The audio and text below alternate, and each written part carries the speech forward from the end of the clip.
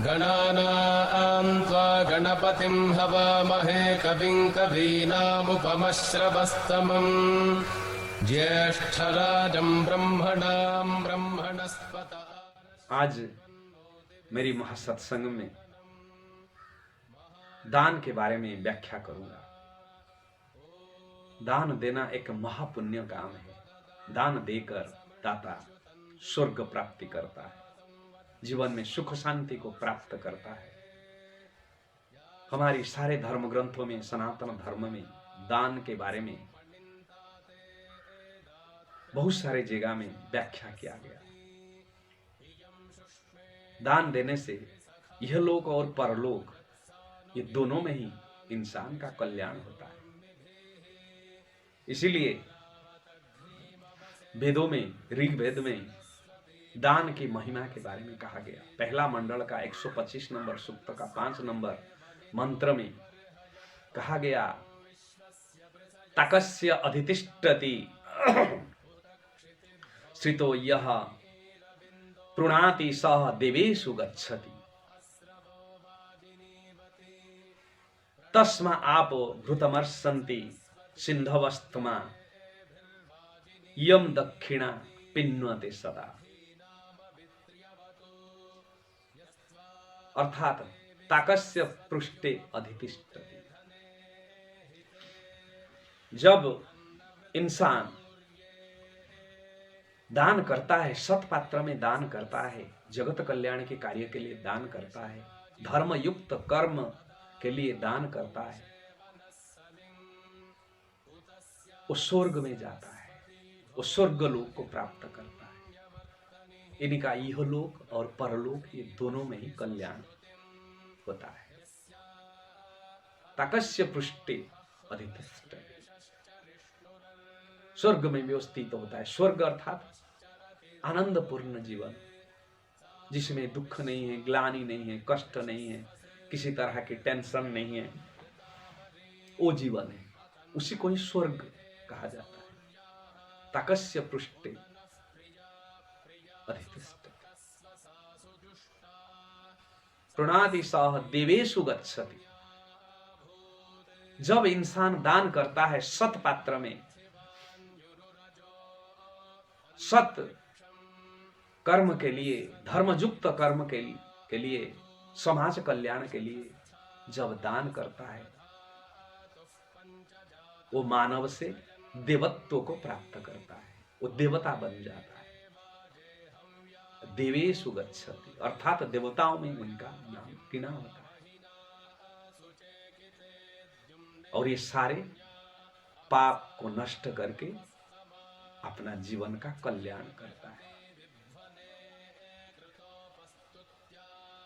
तो दान का बहुत बड़ी महत्व है। और दुनिया में जितना दान है, सर्वश्रेष्ठ दान वेद ज्ञान के दान को ही माना गया। महर्षि मन्यु, महर्षि याज्ञवल्क्य ने कहा, दानानाम अपि सर्वेषाम ब्रह्मदानम विशिष्यते। दुनिया में जितने दान है उसमें ब्रह्मदानम विशिष्यते। अर्थात ब्रह्म अर्थात, एक तो ब्रह्म ईश्वर को कहा गया, ब्रह्म अर्थात वेद है, ब्रह्म अर्थात ज्ञान है। वेद ज्ञान की जो दान है, वेद ज्ञान की जो शिक्षा है, वो सर्वश्रेष्ठ दान माना गया। क्योंकि आप अगर किसी को थोड़ी सी खाद्य खाने के लिए दे दोगे, या कुछ दवाई दे दिया, या कुछ पैसा हेल्प कर दिया, वो तो एक व्यक्ति का या 2 व्यक्ति का, वो 4 व्यक्ति का ही भला होगा। अगर आप वेद ज्ञान प्रदान करोगे, इसके द्वारा समाज का भला होगा, अनेक लोगों का भला होगा। जिसी को भी दान करोगे, वो भी अनेक लोगों की कल्याण करेगा। दवाई आपने किसी बीमारग्रस्त आदमी को दिया, वो सिर्फ उसी व्यक्ति तक ही सीमित रह गया, उन्हीं के काम पे ही आया, आगे किसके काम पे नहीं आएगा। मगर वेद ज्ञान जब आप दान करोगे, एक व्यक्ति को दान किया तो वो भी 10 व्यक्ति को दान करेगा, वो 10 व्यक्ति का कल्याण करेगा, वो 10 व्यक्ति फिर 100 आदमी का कल्याण करेंगे। तो इसीलिए दानानाम अपि सर्वेषां ब्रह्मदानम विशिष्य। जितने दान है उसमें से सर्वश्रेष्ठ वेद ज्ञान की दान को ही कहा गया। उसके बाद अन्न दान, धन संपत्ति, कोई कुछ दान करता है तो दान की बहुत बड़ी महत्व है। हमेशा सत पात्र में दान करने के लिए ही प्रयास करें।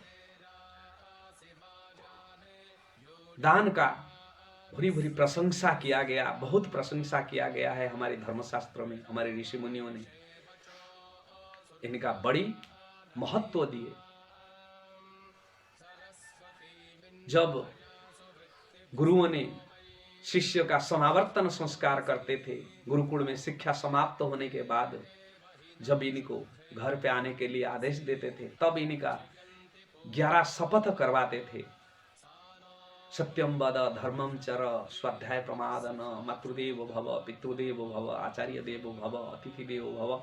उसी में एक चीज और भी शपथ करवाते थे, दानेन प्रमादन, अर्थात कभी भी दान देने में तो कभी भी आलस्यता मत करना, चाहे सुख में हो या दुख में हो, चाहे इच्छा में हो या अनिच्छा में हो, दान सत पात्र में दान करते रहना। सत पात्र में दान करना है, असत पात्र में नहीं। असत पात्र में दान करेगो तो नरक में जाओगे। तो हमारी धर्मशास्त्र में दान देने वाला स्वर्ग में जाता है, इनका यह लोक और परलोक का कल्याण होता है। मगर यह भी विधान ऋषियों ने रखे, हमारी धर्मज्ञ ने रखे, हमारी वेदों ने कहा, हमारे ऋषि मुनियों ने कहे, दान देकर भी आप नरक में जाओगे और किसी को दान देने से ही नरक में जाओगे, इसके बारे में भी उन्हें बताया। महर्षि मन्यु चतुर्थ अध्याय की 190 नंबर सूत्र में इसके बारे में बताते हैं कि अतपास्त्य अनधियन प्रतिग्रह रुचि दीज अंभस्य प्लवन्नेव सह तन्नेव मज्जति। दीज शब्द का अर्थ मैंने कहा, जिसका उपनयन और वेदारंभ संस्कार हो जाता है। इसमें वो कहते हैं, दीजों के बारे में स्पेशली कहे हैं कि अतपास्त्य अनधियन प्रतिग्रह रुचि दीज। जो अतपा हो और अनधियन हो और प्रतिग्रह अर्थात धन संपत्ति को लेके संचित करता है। पहले अतपा क्या है? तप को साधारणतः 3 प्रकार कहा गया, 3 भाग में विभक्त किया गया। शारीरिक, मानसिक और वाचनिक तप। शारीरिक तप, मानसिक तप और वाचनिक तप।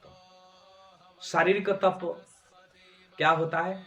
जब आप ब्रह्मचर्य कंट्रोल करोगे, संसार में रहकर भी सिर्फ अपना वंश को आगे बढ़ाने के लिए ब्रह्म का क्षय करोगे, वीर्य का क्षय करोगे और दूसरे समय इनको कंट्रोल में रखोगे, आप भी शारीरिक तप का आचरण कर सकते। मानसिक तप, मन में कभी गलत विचार ना लेना,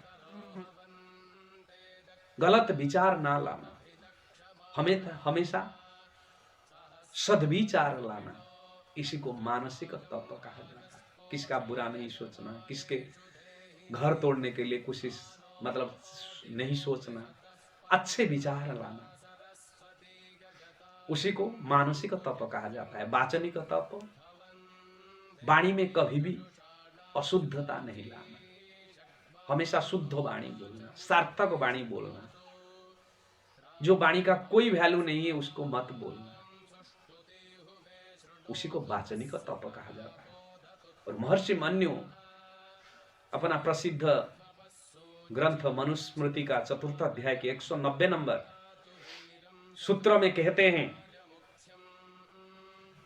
कि जो अतपा है, अर्थात जो शारीरिक, वाचनिक और मानसिक तप रहित है, उन्हीं को कभी भी दान नहीं करना चाहिए। अगर दान करोगे तो आप नरक में जाओगे। दूसरा अनधियन, जिसको वेद का ज्ञान नहीं है, जो वेदज्ञ नहीं है, ब्रह्म तत्व को नहीं जानता है, ईश्वरीय तत्व को नहीं जानता है, उसी को कभी भी दान नहीं करना है। इसी को अगर दान करोगे तो नरक में जाओगे। और प्रतिग्रह रुचि अर्थात जो दान की पैसा को लेकर संचित करता है, बैंक बैलेंस बनाता है, जगत कल्याण के लिए खर्चा ना करके, लोगों की भलाई के लिए खर्चा ना करके, धर्मयुक्त कर्म में खर्चा ना करके बैंक बैलेंस बनाता है, अपना घर गाड़ी बंगला खरीदता है, उसी व्यक्ति को कभी भी दान नहीं करना है। आजकल देखते हो, खुद कहते हैं धर्म गुरु है, हम बाबा जी है, अरबों रुपया खरबों रुपया की संपत्ति है, और कुछ तो बहुत धूर्त आदमी थोड़े बहुत समाज कल्याण के काम कर दिए और उसके नाम पे करोड़ों रुपया और रुपया समाज से लूट लेते हैं।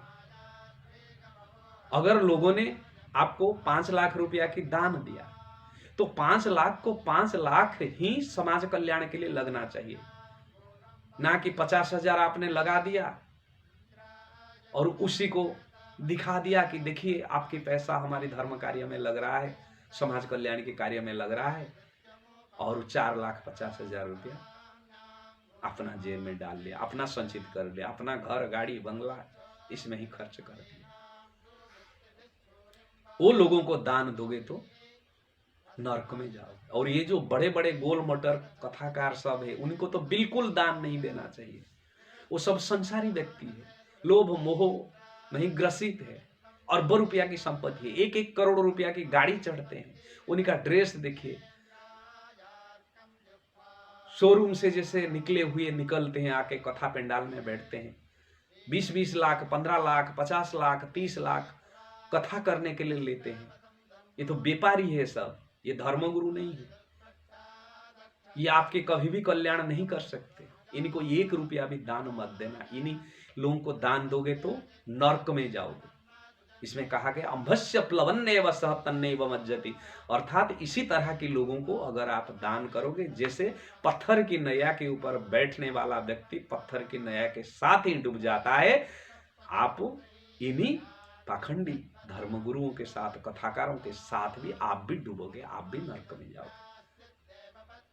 क्योंकि वो लोग तो आपको इमोशनल ब्लैकमेलिंग करते हैं, अज्ञानता और अंधविश्वास के गर्त में ही धकेल देते हैं, क्योंकि उनका तो नरक में जाना तय है। तो वहां पे सेवा करने के लिए वहां पे भी चेला चाहिए, इसीलिए आपको भी नरक में साथ में लेके जाना चाहते हैं। तो इसी तरह की कथाकारों और इसी तरह की धर्मगुरुओं को कभी भी 1 रुपया दान मत देना, क्योंकि नरक में ही जाओगे।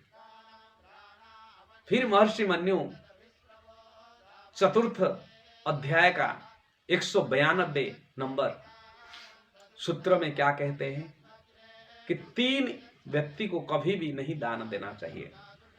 कहते हैं 9 बार भी प्रयच्छे तो बेडाल व्रति के दीजे, न बक व्रति के विप्रे, ना वेदवीत धर्मवीत। अर्थात जो दीज बेडाल व्रति कहे, बक व्रति कहे या धर्मध्वजी है, बेडाल व्रतिक, बक व्रतिक या धर्मध्वजी, इसमें से कोई हो, इन्हीं को 1 गिलास पानी देने के लिए भी हमारी धर्मशास्त्र मना कर रहा है। इसको मैं समझा देना चाहता हूं। ये बेडाल व्रतिक कौन होता है? बेडाल व्रतिक वो होता है जो धर्म की तो चोला पहना होगा या दीज कहलाता होगा, मगर हमेशा दूसरे की निंदा करता होगा, दूसरे के घर कैसे टूटेगा उसके लिए हमेशा प्रपंच करता होगा, भाई भाई में लड़ाई लगाता होगा, उसी को बेडाल व्रतिक कहा जाता है। कहते हैं, सीधा कहें बेडाल व्रतिक दीज, 4th अध्याय का 192 नंबर सूत्र में। इन्हीं को कभी भी 1 गिलास पानी भी नहीं पीने के लिए नहीं देना चाहिए। दूसरा बकव्रती, बगुला क्या करता है? एकदम ध्यान में बैठा होगा, अटेंटिवली बैठा होगा, जैसे साधु संत ऋषि मुनि ध्यान में ही बैठते हैं, स्टैचू के तरह, मगर मन जाके मछली के पास। जैसे है मछली को देखेगा फटाक से चोंच मार लेगा। तो इसी को बकव्रती कहते हैं। इतना बड़ा बड़ा चंदन तिलक लगाया होगा, 2 4 10 माला देखिए गले में है, पीला वस्त्र पहना हुआ है, सब कुछ है। समाज को तो दिखा रहा है कि मैं बड़ा भगत हूं, मैं बड़ा धार्मिक हूं, मगर मन जाके किसी का धन लूट लेने के लिए हमेशा मन में लोभ मोह कामना वासना हर चीज भरा रहता है। तो इसको बकव्रती कहा जाता है। और धर्मध्वजी कौन है? धर्म का तो बड़ा दिखावा करेगा, मेरे से बड़ा धार्मिक कोई नहीं है। हमेशा कहता होगा जय श्री राम, हर हर महादेव, बम बम भोले, हमेशा मुंह से निकलता होगा। धर्म का ढोंग रचता है, मगर करेगा सारे अधर्म काम, छुपा कर सारे करेगा अधर्म काम। उसी को ही धर्मध्वजी कहा जाता है। इन्हीं को कभी भी 1 गिलास पानी मत दो, ये हमारी धर्मशास्त्र कहता है। अगर इन्हीं को दान तो बहुत दूर की बात, दूसरा धन पैसा खाने पीने देना तो दूर की बात, मगर हमारी सनातन धर्मशास्त्र कहती है कि ये तीनों को 1 गिलास पानी देना भी महापाप है, पीने के लिए इनको जल प्रदान करना भी महापाप है। इसीलिए दान करने से पहले सोच समझ के दान करें। सत पात्र में अगर दान करोगे, सही व्यक्ति को दान करोगे, आपके पैसा समाज कल्याण के लिए लगेगा, लोगों की भलाई के लिए लगेगा, धर्मयुक्त कर्म में ही लगेगा। आपका कल्याण के साथ साथ जगत का भी कल्याण होगा। बहुत सारे लोग पूछते हैं कि गुरुजी हमें तो दान किसी को कर दिया, हमें तो अच्छा सोच के ही किया, तो वो उसी को लेकर क्या किया, हमको इसमें क्या लेना देना है? हम तो अच्छा समझ के, हम तो पुण्य कमाने के लिए दिया, तो हमारी कैसे पाप होगा, हमें कैसे नरक में जाएंगे? वास्तव में जब अयोग्य व्यक्ति, पाखंडी व्यक्ति आपसे धन लेकर दान के रूप में जब गलत काम करते हैं, व्यभिचार कर्म करते हैं, इसके द्वारा समाज में व्यभिचार फैलता है, समाज में अधर्म फैलता है। और वो अधर्म फैलने का कारण कौन है? आप धन पैसा इनको दान किए तो तब वो व्यभिचार किया, तब वो पाखंडता फैलाया और समाज पीड़ित हुआ, समाज में अज्ञानता फैला, समाज में अंधविश्वास फैला, समाज में धर्मांधता फैला। तो इनका कारण, इनका जो जड़ है कौन है? आप लोग हैं। आप अगर इनको नहीं देते तो वो कभी अज्ञानता या अंधविश्वास या धर्मांधता नहीं फैला पाता। तो इसीलिए किसी को दान करना, किसी को नहीं करना, इसके बारे में अच्छे से सोचिए और सत पात्र में हमेशा दान देने के लिए ही प्रयास करें, क्योंकि दान से बड़ा पुण्य दुनिया में कुछ नहीं। यही आपको स्वर्ग प्राप्ति कराएगा और वही आपका जीवन का कल्याण करेगा। तो इसीलिए सोच समझ के सत पात्र में दान करें, इसमें ही जीवन का कल्याण। ओम नमो नारायण।